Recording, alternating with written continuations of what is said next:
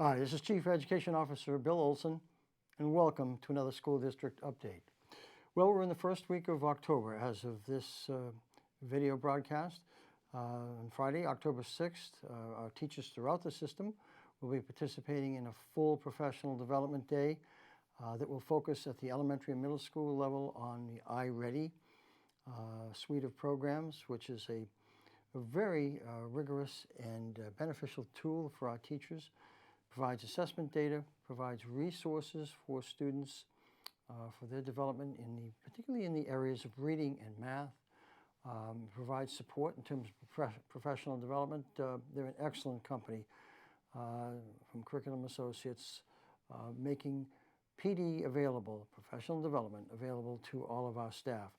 At the high school level and also at the middle school level with a number of our staff, the New Hampshire Learning Institute will be continuing its work in developing competencies. That's extraordinarily important work that we mentioned to the school board last year that we would be engaging in this year. It's actually a 3-year process because we want to do it correctly. I don't want anything that we do to be considered window dressing. Looks nice, but has little substance behind it. What we do, we want to do with great authenticity and fidelity to make sure that it works, that it's helpful to our students and to our staff.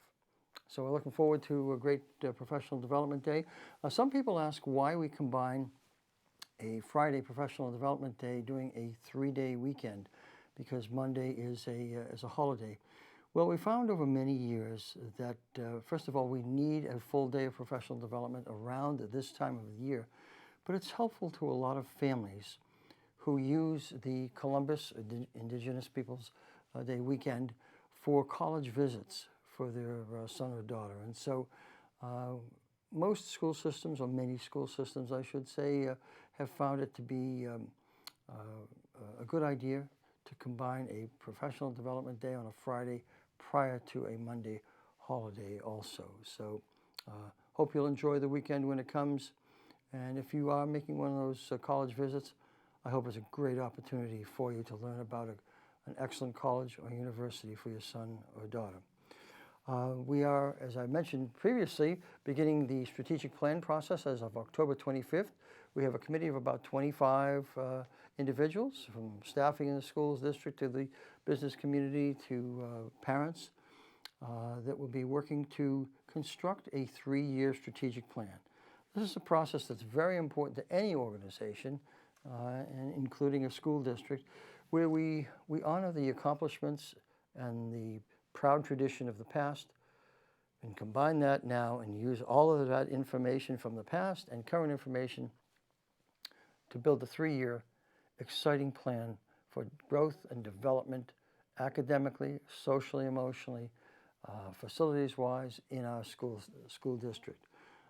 We are looking at developing goals, objectives, timelines, and individuals responsible in a number of areas, including technology, teaching and learning, school finance and operations, facilities, human resources, and culture. Culture, as you know, is extraordinarily important to whatever happens, good or not so good, in any organization. Student and staff wellness and their welfare, school security, which is always on the radar screen and very important, capital improvement, and communications and community relations. So we've identified about 9 or 10 categories that we think are essential to analyzing and coming up with goals and objectives for a very successful school district. We'll always work on it. We will revise this strategic plan after 3 years. We'll give the school board and we'll give you as community members and our staff periodic updates in terms of what we are accomplishing with respect to the goals and objectives that will be articulated in that strategic plan. We're right in the middle of, or I should say the beginning of the budget process, and we'll be heading into the middle of that over the next few months. We have a budget process outline that we're going to review with the school board and the school budget committee. Both boards have been very, very supportive, and we appreciate that very, very much, because it's with the support of the school board, with support of the budget committee, and with you as a resident of Merrimack that we are able to bring you a higher quality school district each and every school year. We don't stand still. We don't rest on any laurels. We don't do something because that's the way it's been done in the last 5, 10, 15, 20, 25 years. We're always looking to revise what we do, update what we do, and improve what we do in this school district. Recently, I sent out a message to the community, to parents in the community, about something called directory information. This is certain student information that is outlined in FERPA legislation. FERPA standing for the Family Education Rights Privacy Act, a federal statute, and reaffirmed by the state of New Hampshire RSA 189, where certain types of student information, excluding, and it's important to note, excluding student ID numbers and social security numbers, general information like student name, address, certain information about athletic involvement, and different information about a student that is not considered highly secure in nature. That's what the FERPA legislation identifies. And the FERPA legislation requires school districts every year to inform parents that there are certain what's called directory information that third parties, vendors who are selling things, or attorneys who are looking for information under the Freedom of Information Act, school districts may disclose. However, you have the ability, according to the law, to opt out of that. And as of right now, there are 200 or 300 parents who have said, no, we don't want this information disclosed. And that's fine. That is your right in accordance with that particular statute. So it's always a little bit confusing to parents, but it's a requirement that we send this information out to you for your review. And if you decide that you don't want that information shared with any third party, you have that ability, which some of you are exercising right now, okay? And we appreciate your responses that you have sent us in a timely manner. So that's directory information. As I said, we're in the beginning of stages, and we'll proceed through the budget process. Always exciting. We have that kind of mapped out with the school board and the budget committee.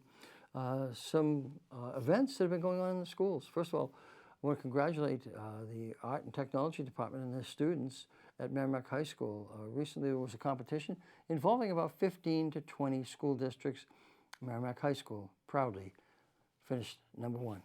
There were about 120 exhibits, and students at our high school did an outstanding job, and would love to be able to share some of that work with you, and hopefully we'll be able to put that up on our website.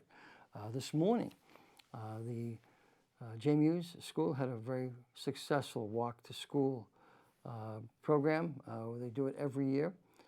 Students start out up towards the high school and walk towards the Joseph Mastrocola Upper Elementary School. I want to thank Detective Bill Vanderside from the Merrimack Police Department, along with Officer Groves, and the therapy police dog, Mac, who was always a favorite with our staff and students. Thank them for monitoring and assisting in making sure that our students and staff were safe in that walk to school. We have Reed's Ferry that has informed me that they have significant donations, and we want to thank the Reed's Ferry community and all of our school communities for donating to the Caring Cupboard. This is an event every year at Reed's Ferry where parents make donations of snacks of all types, so the students who might be a little bit hungry coming to school for whatever reason on any particular day have the ability at no charge to take one of the snacks and enjoy it. We want them to have something to eat, and the snacks that I've seen that have been contributed are very good in terms of the nutritional value, and we appreciate everything that parents and the community at RFS and the staff have done to staff the Caring Cupboard. We are in the middle right now of a emergency notification by the Federal Emergency Management Act Association and the FCC Today, October 4th, as of this filming, they were sending out an emergency test signal to all TVs, radio stations, cell phones, electronic devices. What you just heard was my cell phone, and shame on me for forgetting to turn my volume off on the phone, but that's what that sound was in the background. We appreciate the federal government's efforts to try and keep us connected, try and keep us safe as possible. So that's an explanation of what that beeping sound was. So you never know when something's going to occur during a filming of a program. And my apologies for forgetting to turn my cell phone off. So we've gone over the caring cupboard. We've gone over the walk to J Muse. We have gone over the art exhibit. I want to take this opportunity to thank you again for your involvement. We get lots of criminal background checks that come in. 99% of them are fine, but my reason for the comment is a lot of you are volunteering in our schools, and I can't tell you how much we all appreciate that. That tells us that you care, and you care deeply about the development, both academically and socially, social-emotionally, not only of your child, but every child in our school district. So thank you for that time and effort that you spend with us. We appreciate meeting with you and talking with you. Always interested in you sharing ideas with us. So I'm going to stop for today. It's a very, very busy afternoon. I wish you a great upcoming weekend, and I'll see you next time.